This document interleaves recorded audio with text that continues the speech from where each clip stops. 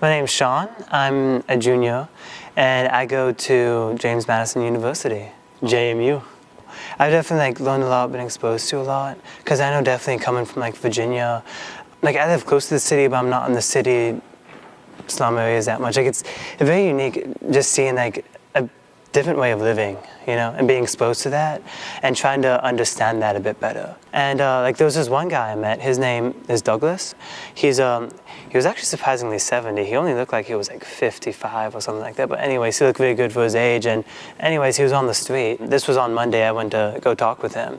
And we had a really cool conversation because we started talking about just where he came from, right? Where he was raised and all that stuff. And he seemed like he'd been in West Virginia some, been in New York some, just been around a bit.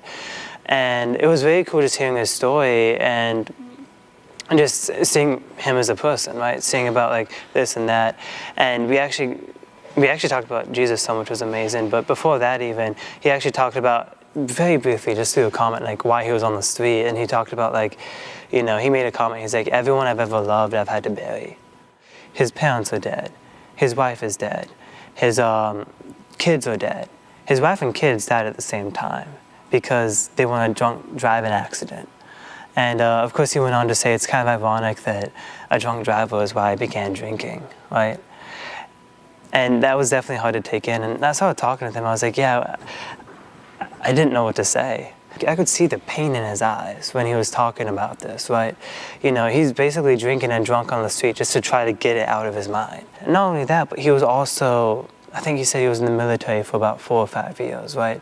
And the craziness he saw there, because he was over, I think he said in Nam some, he was over in the Middle East, he was traveling all over the place. He saw so many people die.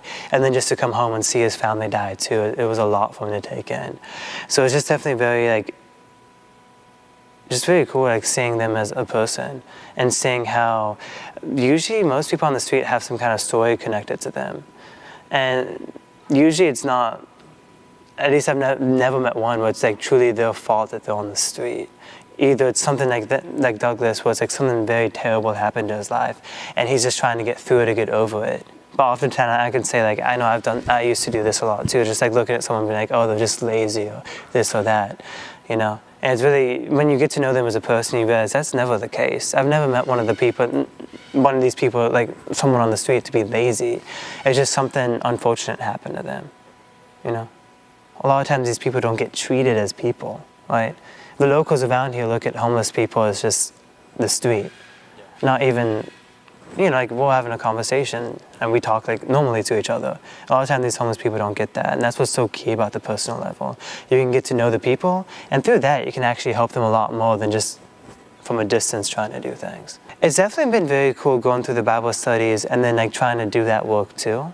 How does that apply to us, right? How does that apply to what we're doing, and how can we actually apply that to New York, right? How can we apply that when we do feed the 500 or when we walk the streets and try to look for injustices? I guess there's always more we can learn about how to do that, right? And the Bible is a great resource for that, because who did that the best? Well, Jesus, right? And what was Jesus talked about in the Bible? So relating what we do in the Bible study and then showing how Jesus did it and maybe how we can change things. Okay, so it was actually our first day here, first day officially doing stuff on Monday, and we would just walk into, we would feed the 500. We actually walk in from the subway, I believe, just walking there, and we saw this guy. We walked by him, and we weren't even at our stations yet. We were just getting there. And what happened is I kind of stopped for a second. I looked around. I know we're not technically where we're supposed to be yet, but this guy was obviously impoverished, right? I think he had a home, but he definitely looked like he was hungry. We're should we stop? Then we looked forward, and then we're paused for a second, and then we went back. We decided, yeah, we should. This what this is for, right? It's not to help a specific group of people that need help, but help anyone that needs it. So we went back and we talked to the guy, and he kind of laughed. He's like, yeah, I could tell you guys were looking at me, and people look at me all the time, right? And I'm used to it, but I knew something was different about y'all. I had a good feeling when you guys looked back at me. I thought you, because we started talking about how we're in NYCUP and it's a Christian place, and he's like, I thought when you guys looked back at me, you guys were Christian. There was definitely some different look in your eye. And I definitely felt like when you look back, you weren't judging me, but rather like a curiosity or just hopefulness about you. And I don't know, it's just kind of cool that he thought that he associated like, then said he thought we were good people and that we had some interest in him. He associated that with being Christian.